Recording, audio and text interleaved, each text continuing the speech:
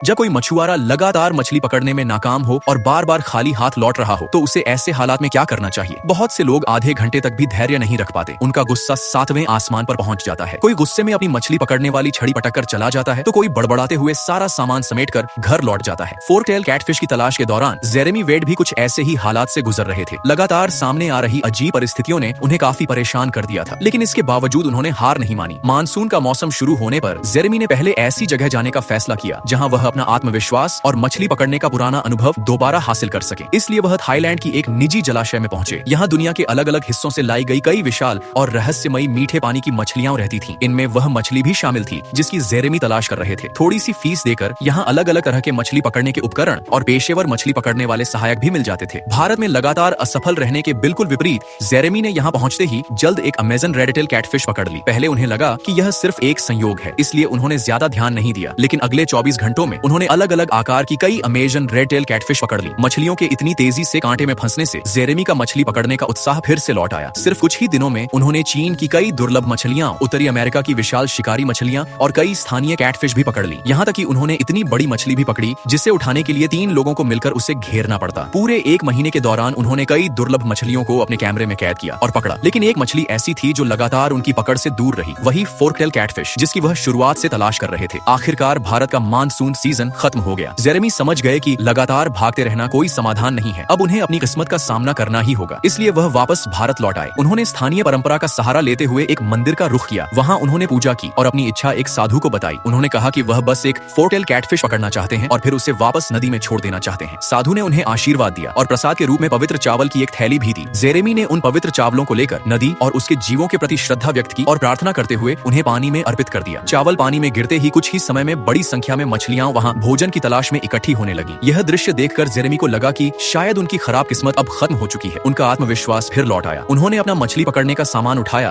और उसी जगह वापस पहुंच गए जहां उन्होंने शुरुआत में मछली पकड़ने की कोशिश की थी। हालांकि नदी का जलस्तर बढ़ चुका था जिससे मछली पकड़ना काफी मुश्किल हो गया था, लेकिन जेरेमी जैसे अनुभवी मछुआरे के लिए यह कोई बड़ी समस्या नहीं थी। करीब 4-5 घंटे तक धैर्य से इंतजार करने के बाद आखिरकार एक बड़ी मछली ने चारा निगल लिया।